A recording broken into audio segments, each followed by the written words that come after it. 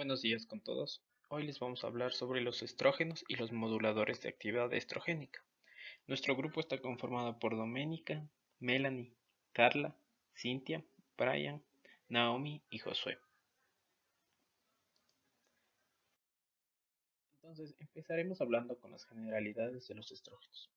Los estrógenos son hormonas sexuales esteroideas derivadas del colesterol, de tipo femenino principalmente, producidos por ovarios, placenta y en menores cantidades por las glándulas adrenales.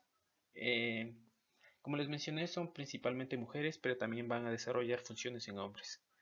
En hombres va a haber una buena espermatogenia, un desarrollo en la conducta y el desarrollo óseo. Y en mujeres van a controlar el estado de la ovulación, la preparación cíclica para la fecundación, el metabolismo de carbohidratos, lípidos y proteínas. Las generalidades, también encontramos que dentro de su uso terapéutico hay la terapia hormonal, tanto para la menopausia y la anticoncepción, aunque para ambos se utilizan dosis diferentes de estrógenos. En la terapia antiestrogénica, por otro lado, nos va a ayudar al tratamiento de la infertilidad y el cáncer de mama. Los estrógenos se van a unir a receptores alfa y beta y van a permitir las funciones de cada uno. Los estrógenos. Dentro de las hormonas encontramos el 17 beta estradiol. Es el estrógeno con mayor potencia, debido a que tiene afinidad tanto para receptor alfa como para receptor beta. Luego le sigue la estrona y el estradiol y el estriol.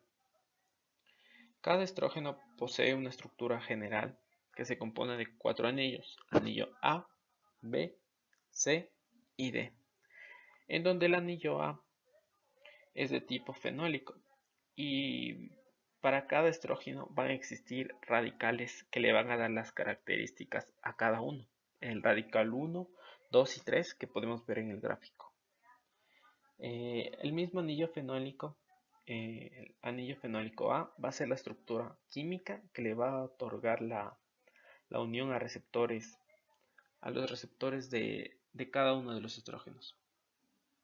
Otro estrógeno, el dietilestilbestrol, es similar al estradiol y tiene la misma afinidad a los receptores estrogénicos, pero en la actualidad ya no se utiliza. Tiempo atrás era utilizado por vía oral debido a su bajo costo. Los compuestos no esteroideos. Existen otros compuestos no estrictamente esteroideos que van a venir de plantas y compuestos sintéticos.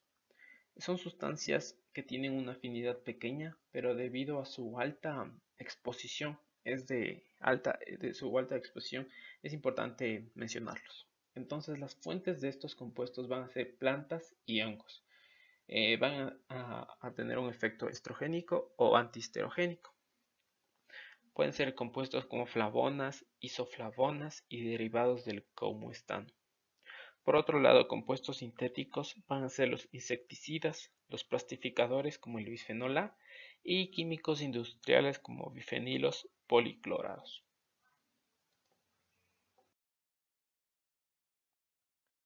Dentro de la biosíntesis de los estrógenos encontramos que se van a originar a partir de la androstenediona y la testosterona. Entonces, estos compuestos van a ser catalizados por la enzima aromatasa y también utiliza NADPH para su síntesis. Esto van a terminar produciendo estradiol. Entonces, la aromatasa va a ser una enzima que está presente mucho en ovarios, testículos, adipocitos, placenta, tejido óseo, regiones encefálicas. Y la TSH y la LH van a intensificar la actividad de esta aromatasa para tener mayor producción de estradiol. El estradiol producido va a ser catalizado por la 17 hidroxisteroide deshidrogenasa para producir estrona.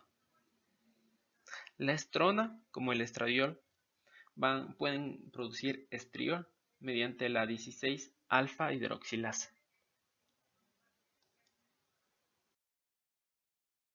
La biosíntesis también en mujeres posmenopáusicas van a recibir estrógenos desde el tejido adiposo a partir desde la deshidroepiandrosterona.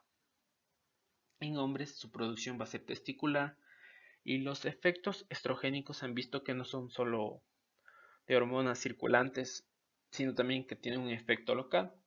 Esto se ve justificado en el desarrollo del cáncer de mama. La placenta va a utilizar deshidroepiandrosterona del feto para producir estrona y estriol, y los andrógenos también pueden producir esteroides mediante una aromatasa en el sistema nervioso.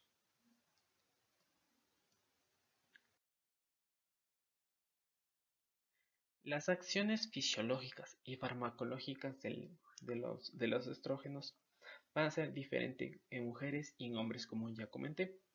En mujeres va a haber un desarrollo en la pubertad de niñas y la aparición de los caracteres sexuales durante esta etapa. Van a promover un desarrollo del útero, la vagina, las mamas y las trompas de falopio. Existe la proliferación del vello axilar y el vello púbico.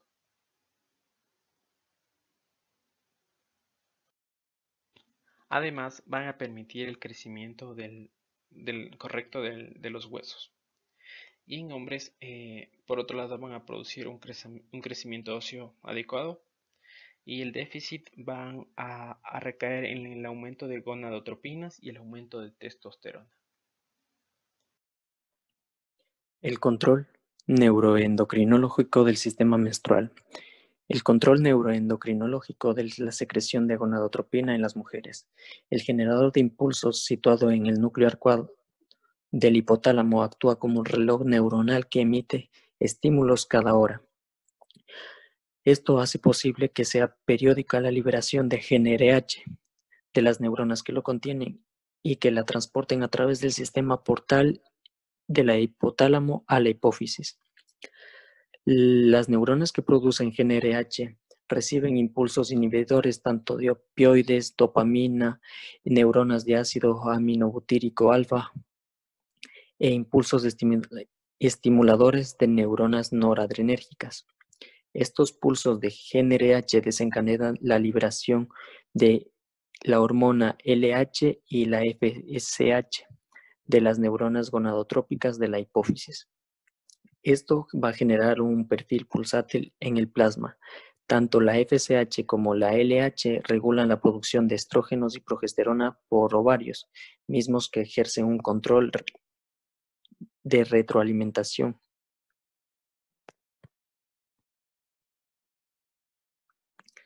Entonces vamos a ver que se producen los mecanismos de acción.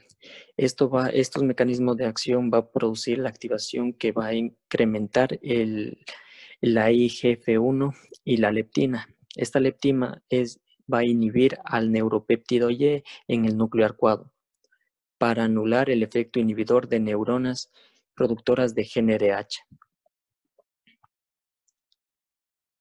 La hormona luteinizante, esta se encuentra principalmente en la fase proliferativa y la fase secretora. En ambas fases tienen unas concentraciones similares, pero su frecuencia y su amplitud son totalmente diferentes, debido a la retroalimentación positiva o negativa. En la fase folicular, el generador de impulsos incrementa la actividad neuronal. Esto va a hacer que estos vayan a concordar con la secreción de GnRH. Luego va a propiciar la liberación de LH y FSH en la hipófisis. Esta FSH va a dar lugar a la maduración de folículos de Graf y la secreción de estrógenos.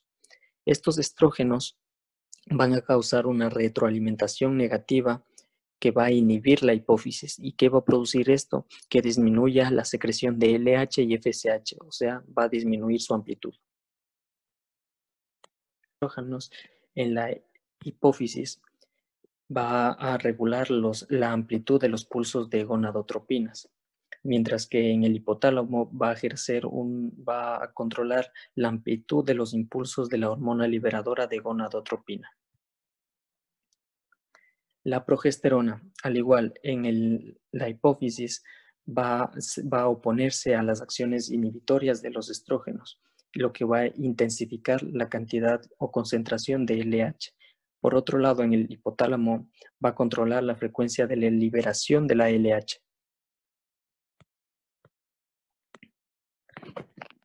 Efectos de los esteroides gonadales cíclicos en el aparato reproductor. El útero está compuesto por endometrio y miometrio. La respuesta de los estrógenos y los progestágenos actúan generalmente en la menstruación y sobre todo en el endometrio. La menstruación es el fenómeno que señala el comienzo del ciclo menstrual. Entonces, estos estrógenos en la fase folicular van a comenzar la reconstrucción del endometrio, estimulando tanto la proliferación como la diferenciación.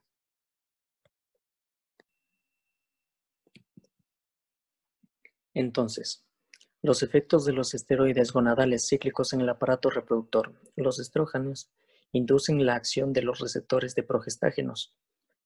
En las trompas de falopio van a inducir la proliferación y diferenciación, mientras que en la progesterona va a inhibir esa proliferación y esa diferenciación. Otro punto es el incremento de la contractibilidad en las trompas de falopio, que los estrógenos la van a incrementar mientras que los progestágenos van a disminuir esa contractilidad. Los estrógenos intensifican la cantidad de moco cervical mientras que los progestágenos van a disminuir esa producción de moco cervical. Los efectos metabólicos. Los efectos metabólicos de los estrógenos en el hueso va a producir regulación de los osteoblastos e incremento de la síntesis del colágeno tipo 1, osteocalcina y prolonga la supervivencia del osteocito inhibiendo su apoptosis. También va a reducir el número y la actividad de los osteoclastos, va a disminuir las citocinas estimulantes de los osteoclastos, va a incrementar la producción de osteoprotegerina en los osteoblastos y va a incrementar la apoptosis de los osteoclastos. En cuanto a los lípidos, los estrógenos van a producir un incremento leve de los triglicéridos, va a reducir los niveles séricos totales de colesterol, va a aumentar la concentración de HDL, va a disminuir la concentración de LDL y LPA y va a producir altas concentraciones de estrógenos, van a producir que se dé una actividad antioxidante e inhiba el LDL al efectuar el superóxido dismutasa.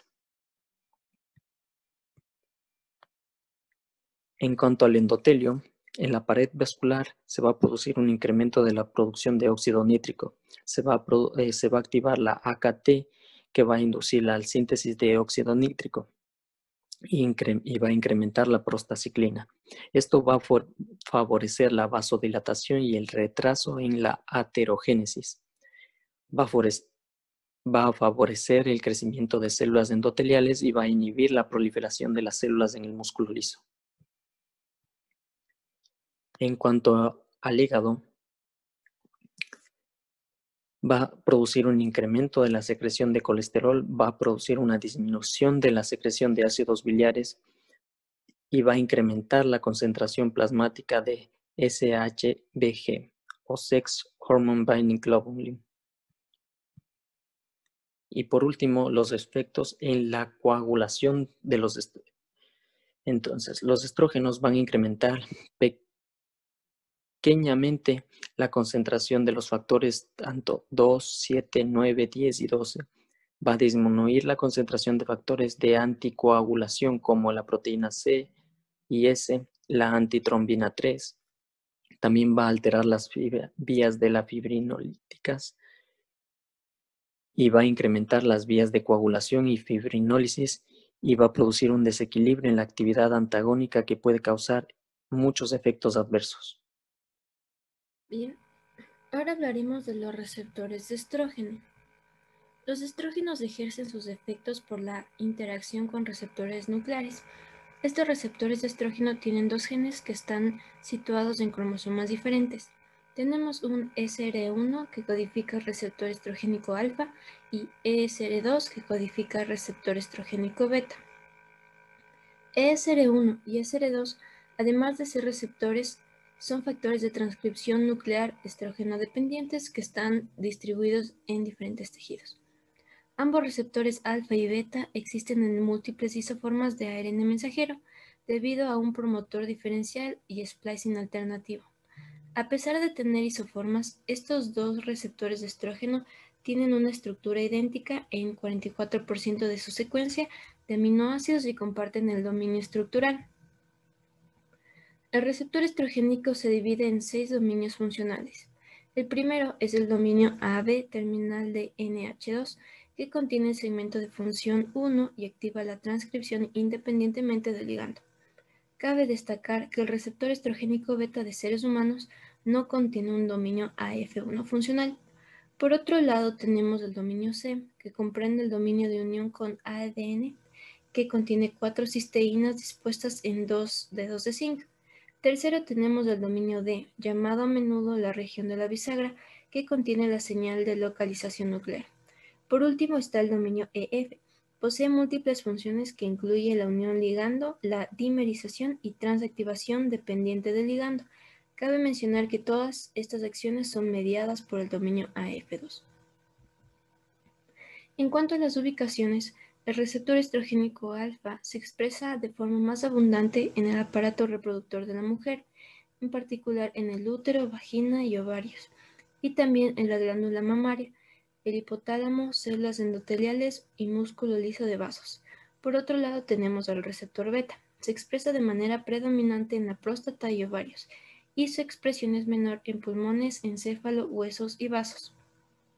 Muchas de células expresan los dos tipos de receptores, alfa y beta, y así se pueden formar homodímeros o heterodímeros.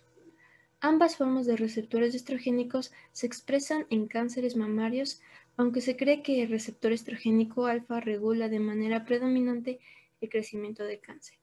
En ciertas investigaciones se ha tratado de demostrar que las variantes polimórficas de receptores estrogénicos se correlacionan con la frecuencia de cáncer mamario, masa óseas, cáncer endometrial o enfermedades cardiovascular, pero se ha dado resultados contradictorios. Bien, ahora hablaremos del mecanismo de acción.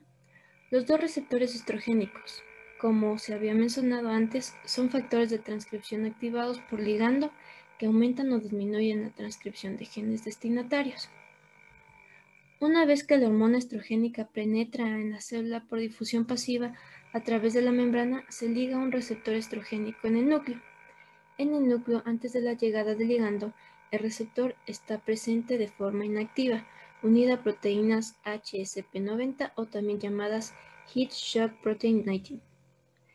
Sin embargo, una vez que el receptor se liga al estrógeno, se produce un cambio conformacional en el mismo y se separa de las HSP90 y ocasiona dimerización del receptor, lo cual se intensifica la afinidad y la rapidez de unión del receptor al ADN. Es importante tener en cuenta el cambio de la conformación del receptor por acción del ligando porque nos da una idea del mecanismo de acción de agonistas y antagonistas de estrógeno.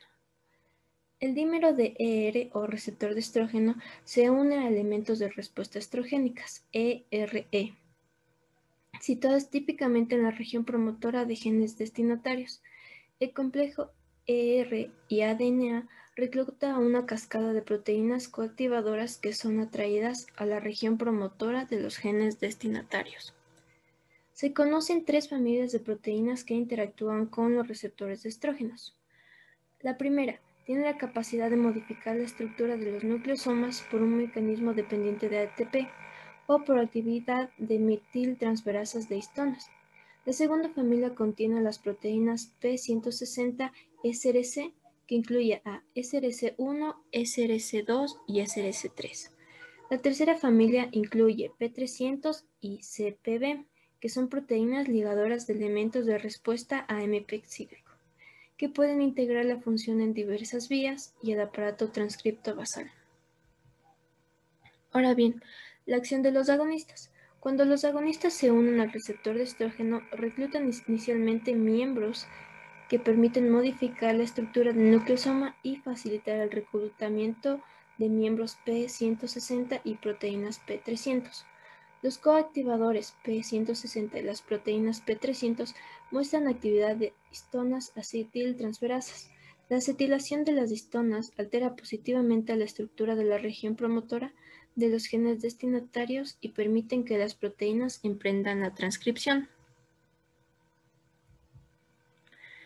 La acción de los agonistas. La interacción del receptor de estrógenos con antagonistas también estimula la dimerización del receptor. Sin embargo, la conformación del receptor formado por una antagonista es diferente a la conformación del receptor generado por un agonista. La conformación inducida por el antagonista permite la unión de correceptores como NCOR y SMRT, correpresor del receptor hormonal del núcleo, mediador de la desactivación de los receptores de retinoides y tiroides.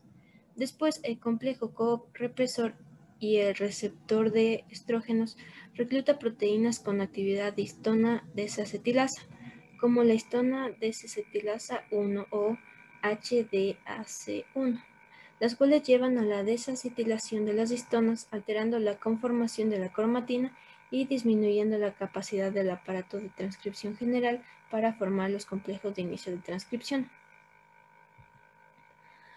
Los receptores estrogénicos también pueden ser activados por otros sistemas de envío de señales, que son independientes a los ligandos agonistas y antagonistas. Por ejemplo, el receptor estrogénico alfa puede ser activado por una MAP quinasa, mediante el mecanismo de la fosforilación en la posición de serina 118 del receptor. En forma semejante, la AKT, activada por la vía de las sinasas IPK3, fosforila directamente al receptor alfa y causa activación de los genes blancos de estrógeno y los activa inmediatamente del ligando.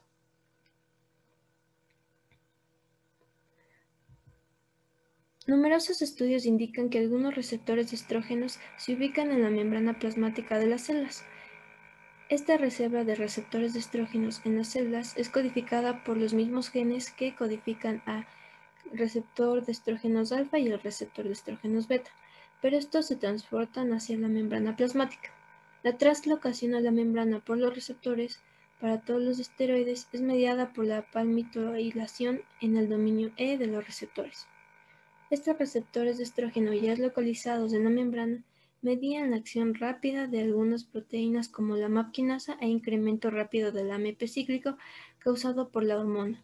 El hecho de encontrar que la MAP quinasa es activada por estradiol proporciona un nivel adicional de interferencia con los receptores del factor de crecimiento para IGF-1 y EGF, que puede activar múltiples vías de la síntesis. Ahora hablemos de la absorción, destino y eliminación. Debido a la naturaleza lipofílica de los estrógenos, la absorción es buena mientras exista una preparación apropiada. Entre ellas podemos encontrar preparaciones acuosas u oleosas de estradiol con ésteres que se encuentran disponibles para inyección intramuscular y tienen una frecuencia de aplicación que varía de una vez por semana a una vez por mes. Los estrógenos conjugados, que están disponibles para su administración intravenosa o intramuscular, los parches transdérmicos que se cambian 1 o 2 veces por semana y suministran estradiol en forma continua a través de la piel. Así también tenemos preparaciones para uso tópico en la vagina o para la aplicación en la piel. Es importante mencionar que para varios usos terapéuticos, las preparaciones de estrógenos están disponibles en combinación con progestágenos. Sin embargo, todos los estrógenos se deberían prescribir a la dosis más baja y por el periodo más breve posible, tomando en cuenta los objetivos terapéuticos y riesgos de cada paciente. La administración oral es una de las más comunes para el estradiol, estrógenos conjugados, ésteres de estrona y etinilestradiol, que es una combinación con un progestágeno. El estradiol oral puede estar disponible en preparaciones micronizadas y no micronizadas. donde las micronizadas proporcionan una superficie más grande para la absorción rápida, con el fin de superar de alguna manera la baja biodisponibilidad oral por el metabolismo de primer paso. Existen otras preparaciones orales comunes que contienen estrógenos equinos conjugados, que consisten principalmente en ésteres, sulfatos de estrona, equilina y otros compuestos naturales. Tenemos también ésteres esterificados o mezclas de estrógenos conjugados sintéticos preparados con fuentes de origen vegetal. Estos son hidrolizados por enzimas en la porción distal del intestino y permiten la absorción de estrógenos a través del epitelio intestinal. En otra presentación oral tenemos el estropipato, en donde la estrona se solubiliza y se estabiliza con piperacina. Por las grandes diferencias en el proceso de metabolismo, las potencias de diversas preparaciones orales difieren en gran medida. Por ejemplo, el etinilestradiol es mucho más potente que los estrógenos conjugados. Así también, la administración de estradiol en parches transdérmicos proporciona una liberación lenta y sostenida de la hormona, con una distribución sistémica y concentraciones sanguíneas más constantes que con la administración oral. El estradiol también se encuentra disponible como emulsión tópica que se aplica a la porción superior del muslo y pantorrilla, o en forma de gel que se aplica una vez al día en el brazo. Tenemos también la vía transdérmica, que no produce altas concentraciones de fármaco en la circulación portal después de la administración oral, y por tanto es de esperarse que se reduzcan los efectos secundarios de los estrógenos. Se cuenta también con otros preparados para inyección intramuscular, que cuando se disuelven en aceite y se inyectan, se absorben perfectamente los ésteres de estradiol y se prolonga su acción. Estos se pueden absorber en el transcurso de semanas después de una sola inyección y están disponibles en diferentes marcas comerciales. Se dispone también de preparados en forma de crema de estradiol y estrógeno conjugado para aplicación tópica en la vagina. Estos tienen eficacia local, pero también es posible que causen efectos a nivel sistémico debido a su alta absorción. El anillo vaginal será útil durante 3 meses para la liberación lenta de estradiol, y asimismo se cuenta con comprimidos para uso vaginal. De esta manera, notamos que todas las preparaciones mencionadas poseen potencias y formas de absorción diferentes. Es importante conocer que el estradiol, el etinilestradiol y otros estrógenos se unen ampliamente a proteínas plasmáticas. El estradiol y otros estrógenos naturales se unen mayormente a la globulina ligadora de hormonas sexuales y en menor grado a la albúmina sérica. Al contrario, el etinilestradiol se une ampliamente a la albúmina, pero no a la globulina ligadora de hormonas sexuales. Los estrógenos que no están unidos se distribuyen de manera más rápida y extensa gracias a su tamaño y liposolubilidad. Existen variaciones en el metabolismo de estradiol que dependen sobre todo de la fase del ciclo menstrual, del estado de la menopausia y de diversos polimorfismos genéticos. La hormona experimenta biotransformación rápida en el hígado y su semivida plasmática se mide en minutos. El estradiol se transforma principalmente por la 17-beta-hidroxiesteroide deshidrogenasa a estrona, misma que se convierte por la 16-alfa-hidroxilación y 17-cetorreducción en estriol, el principal metabolito en la orina. Los estrógenos también pueden ser objeto de recirculación enterohepática, esto por medio de conjugación con sulfato y glucurónido en el hígado, secreción de los conjugados por medio de la bilis hasta llegar al intestino, e hidrólisis seguida de resorción. Además, otros fármacos y agentes ambientales, como el humo de cigarrillo, actúan como inductores o inhibidores de diversas enzimas que metabolizan estrógeno, y gracias a ello podrían alterar su eliminación. El etinilestradiol, por ejemplo, se elimina con mayor lentitud que el estradiol, porque su metabolismo en el hígado es menor y la semivida de fase de eliminación varía de 13 a 27 horas. Dentro de las respuestas indeseables de los estrógenos, debemos tomar en cuenta que estos son muy eficaces, pero a menudo se acompañan de numerosos riesgos. A pesar de que los anticonceptivos orales actuales contienen cantidades mucho menores de estrógenos y progestágenos que reducen los riesgos relacionados con su uso, aún existen preocupaciones importantes, en especial en lo que se refiere a cáncer, enfermedad tromboembólica y colecistopatías. La preocupación por acciones carcinógenas es probablemente la principal en cuanto al uso de estrógenos y anticonceptivos orales, sobre todo por el riesgo de desarrollar cáncer mamario, endometrial, cervicouterino y vaginal. Varios estudios clínicos reportaron incrementos en la incidencia de adenocarcinoma vaginal y cérvico-uterino en hijas de mujeres que recibieron dietil-estilbestrol durante el primer trimestre de embarazo. Esto estableció por primera vez que la exposición a estrógenos se asociaba con incremento en la frecuencia de cáncer en seres humanos. El uso de estrógenos durante el embarazo también puede incrementar la incidencia de anomalías genitales no malignas en la descendencia, tanto en varones como en mujeres. Por esta razón, las mujeres embarazadas no deben recibir estrógenos. El uso de estrógenos sin oposición para el tratamiento hormonal en mujeres posmenopáusicas incrementa el riesgo de cáncer endometrial. Sin embargo, puede prevenirse si se administra en forma simultánea a un progestágeno. La relación entre el uso de estrógenos o de estrógenos más progestágenos y el cáncer mamario, mostrado en varios estudios de investigación, es un tema de gran preocupación. En fechas recientes se ha propuesto que si los catecoles estrogénicos se convierten a semiquinonas o quinonas antes de su desactivación, los productos generados durante las biotransformaciones subsiguientes pueden causar daño químico directo al ADN. En los efectos metabólicos y cardiovasculares, aunque pueden incrementar ligeramente las concentraciones plasmáticas de triglicéridos, los estrógenos a menudo tienen efectos favorables sobre los perfiles plasmáticos y de lipoproteínas.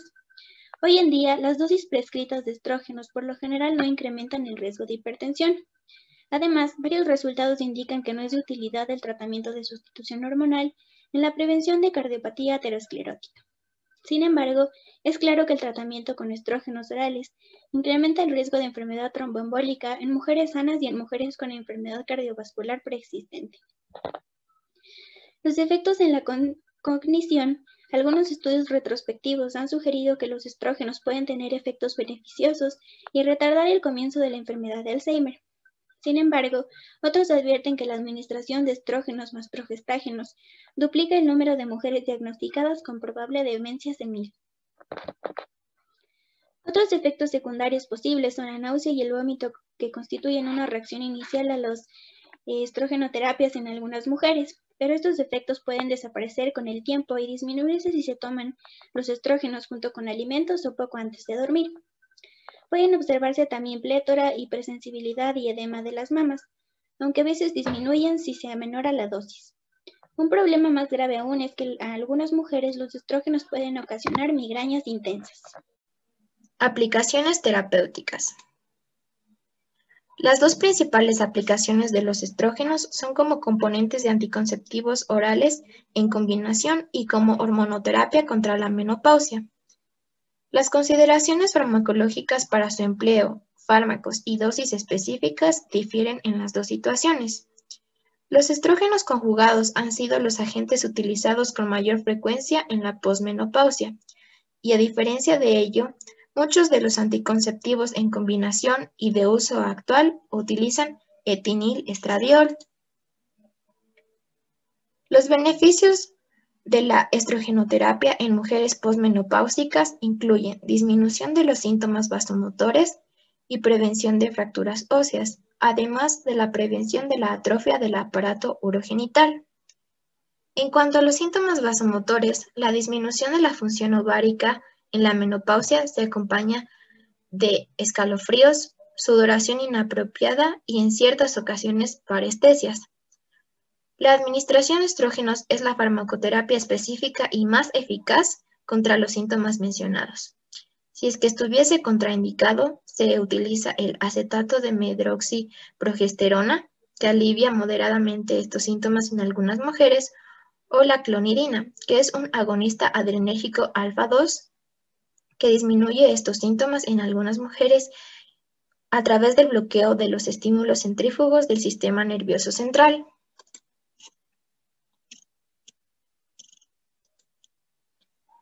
La osteoporosis es un trastorno del esqueleto que comprende la pérdida de masa ósea. Como consecuencia, los huesos se adelgazan y debilitan, y hay una mayor incidencia de fracturas, en particular las que surgen por compresión de las vértebras y las que acaecen por traumatismos mínimos en la cadera y en la muñeca. La osteoporosis es una indicación para administrar estrógenos, ya que disminuye la incidencia de fracturas, pero hay riesgos relacionados con el uso de estrógenos en esta patología. Por ello, debe considerarse como fármaco de primera línea a los bifosfonatos. Los estrógenos ayudan a través de la disminución de la reabsorción ósea. En consecuencia, son más eficaces para la prevención que para la recuperación del hueso perdido. En cuanto a la resequedad vaginal, la pérdida del tejido del revestimiento de la vagina ocasiona diversos síntomas, como resequedad, prurito vaginal, dispareunia, que es el dolor después de las relaciones sexuales, hinchazón de los tejidos de la región genital, disuria, que es la micción dolorosa, urgencia urinaria o polaquiuria, así como incontinencia urinaria súbita o inesperada. Cuando solo se utilizan estrógenos para el alivio de la atrofia vulvar y vaginal, puede considerarse también la administración local de ciertas cremas vaginales, dispositivos de anillo o tabletas. La incidencia de enfermedad cardiovascular es baja en las mujeres premenopáusicas y se incrementa con rapidez después de la menopausia. Hay estudios que relacionan el uso de estrógenos con la disminución de enfermedades cardiovasculares en mujeres posmenopáusicas. Además, los estrógenos producen un perfil favorable de lipoproteínas, favorecen la vasodilatación, inhiben la respuesta a la lesión vascular, reducen la aterosclerosis, favorecen la coagulación y los eventos tromboembólicos. En mujeres posmenopáusicas ocurren muchos otros cambios, que incluyen el adelgazamiento general de la piel, cambios en la uretra, vulva y genitales externos, así como diversos cambios como la cefalea, fatiga y dificultad para concentrarse. La falta crónica de sueño por los bochornos y por otros síntomas vasomotores pueden ser factores para que contribuyan a estos síntomas. El tratamiento de sustitución con estrógenos puede aliviar o reducir alguno de estos síntomas a través de acciones directas. Regímenes hormonales en mujeres menopáusicas. En los años 1960 a 1970 hubo un incremento en el tratamiento de sustitución con estrógenos en mujeres posmenopáusicas, principalmente para reducir los síntomas vasomotores, vaginitis y osteoporosis. Al inicio de 1980, estudios epidemiológicos indicaron que este tratamiento incrementaba la incidencia del carcinoma endometrial y por ello se comenzó a incluir progestágeno para limitar la hiperplasia endometrial.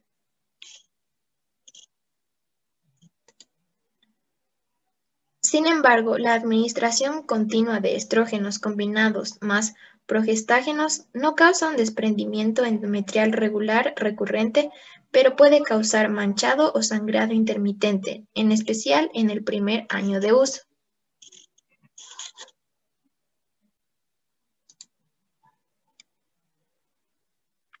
Vías de administración. Las vías de administración de los estrógenos puede ser oral o transdérmica. Las presentaciones orales exponen al hígado a mayores concentraciones de estrógenos respecto de la aplicación transdérmica. Una y otra vías disminuyen de manera eficaz los síntomas vasomotores y protegen a la mujer de la pérdida ósea.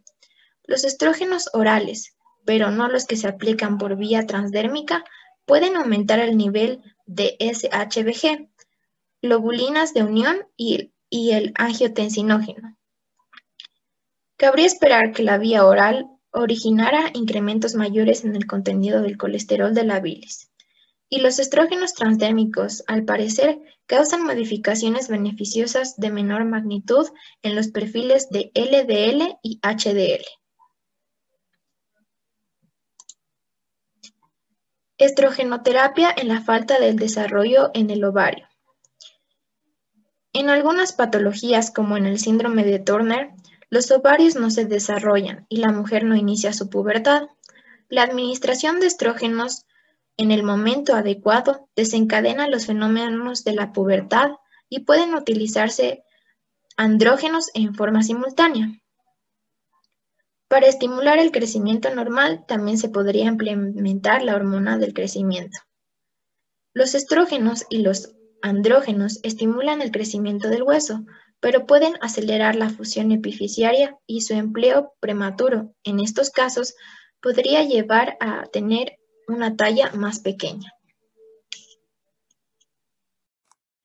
Ahora vamos a hablar sobre los moduladores selectivos de los receptores de estrógenos y antiestrógenos. Actualmente, los ligandos de los diferentes receptores de estrógenos pueden realizar varias actividades, como por ejemplo, actividad antiestrogénica en todos los tejidos o parcialmente estrogénica en algunos más, o incluso actividades antiestrogénicas en otros más, hasta puramente estrogénicas en todos los tejidos. Es decir, en pocas palabras, los ligandos que se unen al receptor pueden tener efectos ya sea de modulación, antagonismo, agonismo en algún tejido específico. Primero vamos a ver los moduladores selectivos de los receptores de estrógenos. Estos son compuestos con acciones histoselectivas. Su objetivo es producir acciones estrogénicas beneficiosas en algunos tejidos, como huesos, encéfalo e hígado durante la hormonoterapia en posmenopáusicas, pero tienen actividad antagonista en tejidos como la mama y el endometrio, en donde las actividades estrogénicas pueden ser dañinas y causar, por ejemplo, una carcinogénesis.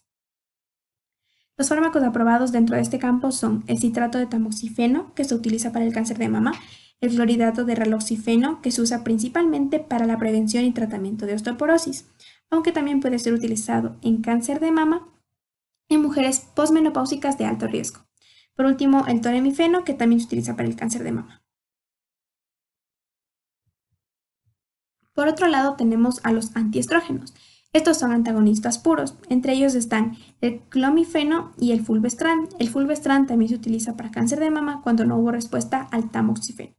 Ahora vamos a ver unos ejemplos sobre las acciones farmacológicas de estos fármacos para que se comprenda un poco mejor su acción.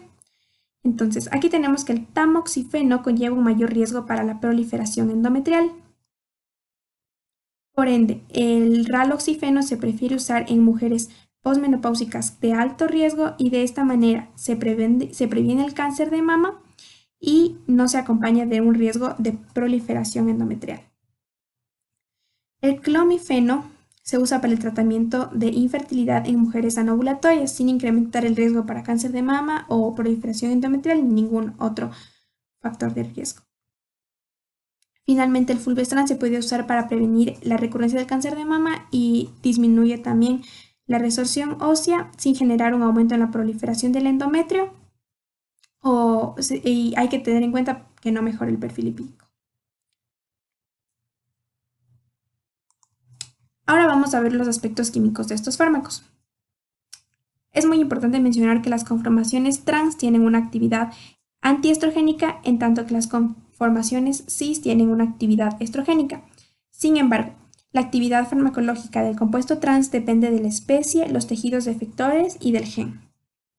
Primero vamos a ver al tamoxifeno. Este es un trifeniletileno que se distribuye en el mercado en la forma del isómero puro trans.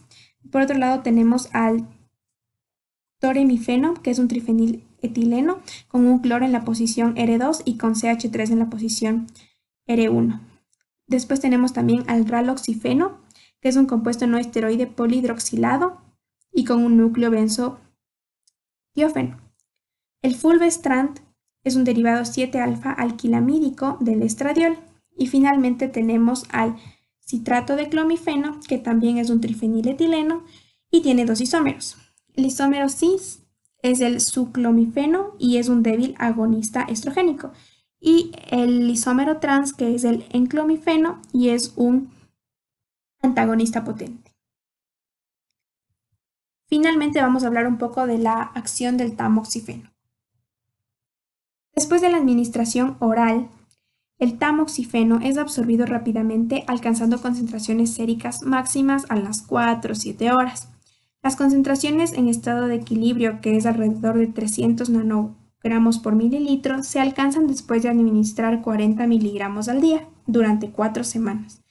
El fármaco posee una unión fuerte a albumina sérica.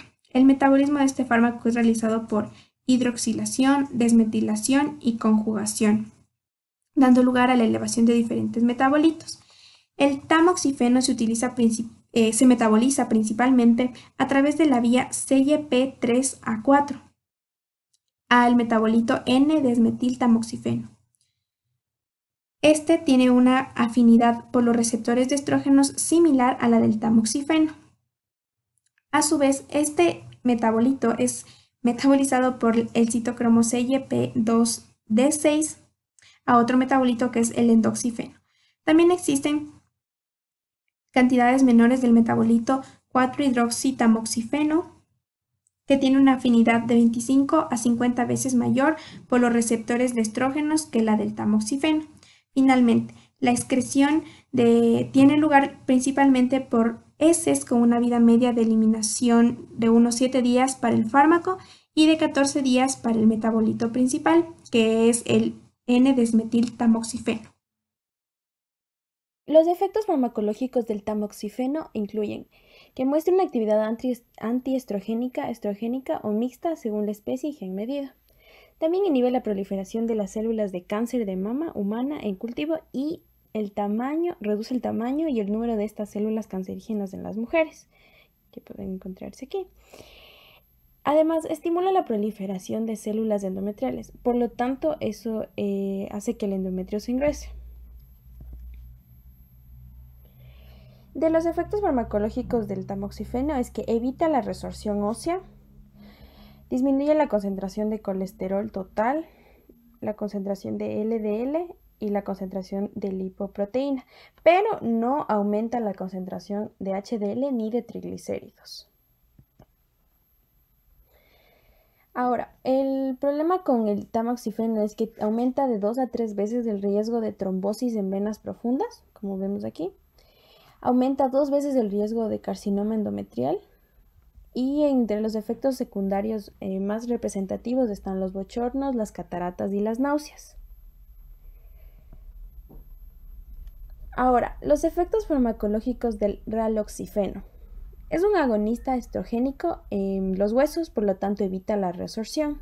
Entonces los osteoclastos no pueden actuar. También es un agonista de estrógeno para disminuir la concentración de colesterol total y disminuir la concentración de LDL. Este no causa proliferación ni engrosamiento del endometrio como el anterior medicamento. Posee un efecto antiproliferativo en los tumores mamarios que tienen receptores de estrógenos y también un efecto antiproliferativo en las líneas celulares de cáncer de mama con dichos receptores. Disminuye el riesgo de cáncer mamario con positividad de receptores de estrógeno, pero no en personas que no tienen dichos receptores, es decir, que no va a tener el mismo efecto en estas personas. De los efectos secundarios más representativos están los bochornos y calambres en extremidades pélvicas, y el problema con el medicamento también es que aumenta 3 veces el riesgo de trombosis venosa profunda y embolia pulmonar, como en el anterior. Ahora, los efectos farmacológicos del clomifeno. Primero, este tiene una actividad estrogénica, como vemos aquí, es leve, y una actividad antiestrogénica moderada. El efecto general que va a realizar este medicamento es que inhibe a las neuronas gonadotrópicas de la hipófisis. Entonces, el efecto más notable en las mujeres es que aumenta el tamaño de los ovarios. También induce la evolución en mujeres que tienen amenorrea, síndrome de ovario poliquístico, hemorragia disfuncional con ciclos anovulatorios. Entonces, el principal uso de este medicamento es que induce la evolución en mujeres con el sistema hipófisis hipoficiario ovario que está funcional y que tienen una producción adecuada de estrógenos endógenos. A veces se utiliza este medicamento con gonadotropinas humanas para inducir la ovulación. Entonces, para tener una idea más clara de cómo actúa este medicamento, es que este actúa a nivel de la hipófisis para bloquear las acciones inhibidoras de los estrógenos en la liberación de la gonadotropina por parte de la glándula. Y en cierta forma hace que el hipotálamo libere mayores cantidades de GnRH por pulso, o bien tiene las dos acciones simultáneamente. Ahora, los efectos farmacológicos del fulvestrant es que primero tiene una acción antiestrogénica, inhibe la proliferación del cáncer de mama y se une a los receptores estrogénicos alfa y beta con gran afinidad. Aumenta la degradación de los receptores de estrógenos alfa por proteólisis intracelular.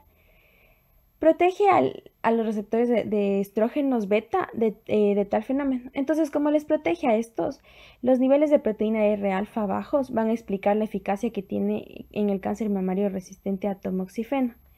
Entre los efectos adversos están los bochornos, los síntomas gastrointestinales, la cefalea, dorsalgia y faringitis. Ahora, la absorción, el destino y la excreción del tamoxifeno. Previamente mi compañera ya lo explicó, pero se administra por vía oral, tiene una vida media de 4 a 7 horas para alcanzar la concentración plasmática máxima. Tiene 2 fases de eliminación con 2 semividas, de 7 a 14 horas y de 4 a 11 días. Entre 3 y 4 semanas tarda el tratamiento para que sea efectivo y la excreción es principalmente por heces.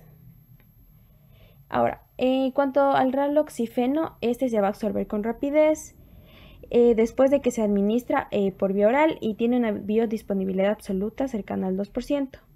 Este fármaco tiene una semivida de 28 horas. Se elimina principalmente por heces después de una glucuronidación hepática. Y no hay biotransformación significativa por los citocromos. Con respecto al clomifeno, este también es por vía oral, se administra por vía oral, se elimina en heces y en orina, pero principalmente en heces. Tiene una vida media de 5 a 7 días y una notable unión a proteínas plasmáticas, es lo que hace que tenga un tiempo de vida considerable. Entonces, este circula en la circulación enterohepática y se acumula en el tejido adiposo. Ahora, con respecto al fulvestrant, este se administra una vez al mes por vía intramuscular. Se utilizan inyecciones intramusculares de depósito. La concentración plasmática máxima se alcanza en 7 días y se mantiene por meses. Este se elimina a través de las heces, principalmente cerca de un 90%. Ahora, los usos terapéuticos del tamoxifeno. Primero, es muy eficaz para el cáncer mamario. Este tratamiento se puede utilizar como tratamiento paliativo del cáncer mamario avanzado cuando el cáncer mamario es en mujeres que tienen tumores positivos para receptores de estrógeno. También está indicado para el cáncer mamario avanzado en mujeres de todas las edades. Este tratamiento se utiliza como prevención primaria para el cáncer mamario en mujeres con alto riesgo. Como tratamiento profiláctico solo se puede utilizar hasta 5 años porque la eficacia disminuye después de ese periodo. El toramifeno posee las acciones terapéuticas similares a las del tamoxifeno y el fulvestrant es más eficaz en mujeres resistentes al tamoxifeno. Ahora, con respecto al uso terapéutico en osteoporosis, el raloxifeno es clave porque disminuye la tasa de pérdida ósea, aumenta la masa de hueso en algunos sitios, no aumenta el peligro de cáncer endometrial y entre los efectos beneficiosos está que aumenta el metabolismo de lipoproteínas, reduce el colesterol total y el LDL y no aumenta la HDL, que es algo no positivo de este. Ahora, entre los usos terapéuticos para la infertilidad, el clomifeno primero trata la infertilidad de la mujer por anovulación. Entonces, la clave es que este va a estimular que una mujer ovule. Al aumentar la gonadotropina, la concentración de gonadotropina, en especial aumentar la FSH, aumenta el reclutamiento folicular.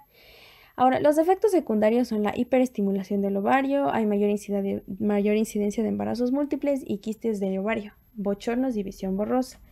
La disfunción en fase luteínica es otro problema, además que si se utiliza por 12 o más ciclos, aumenta el riesgo de cáncer de ovario. Entonces, esos son los principales riesgos de este tipo de medicamento. Por último, vamos a hablar de los inhibidores de la síntesis de estrógenos. Primero tenemos a los agonistas de la GnRH. Una administración continua de los mismos impide la síntesis de estrógenos por parte de los ovarios, pero no la que ocurre a nivel periférico a partir de los andrógenos generados por las suprarrenales. Por otro lado, tenemos a la aminoglutamina, que inhibe la actividad de la aromatasa, pero su uso está limitado por la falta de selectividad y por sus efectos secundarios, como por ejemplo la sedación. Tenemos una clasificación entre estos fármacos. Los de tipo 1 son los esteroides, entre ellos tenemos al formoestrano y al exemestano, cuya actividad es la desactivación irreversible de la aromatasa, impidiendo la transformación de testosterona a estradiol. Por otro lado tenemos a los de tipo 2, que son los no esteroides, y entre ellos tenemos al anostrozol, al letrozol y al borosol. Estos interactúan de manera reversible con los grupos M de los citocromos. Como sabemos, los citocromos están involucrados en el metabolismo de las hormonas de esteroides. Ahora, se conoce que los estrógenos producidos de manera local y los de la circulación pueden participar en el cáncer mamario. Por ende, se ha estimulado en gran medida el uso de los inhibidores de la aromatasa para antagonizar de manera selectiva la producción de estrógenos. Para el tratamiento de cáncer mamario se utiliza principalmente exemestano, letrozol y anostrozol. Este se puede utilizar como tratamiento de primera línea o también como tratamiento de segunda línea después de haber usado el tamoxifeno por 2 o 3 años.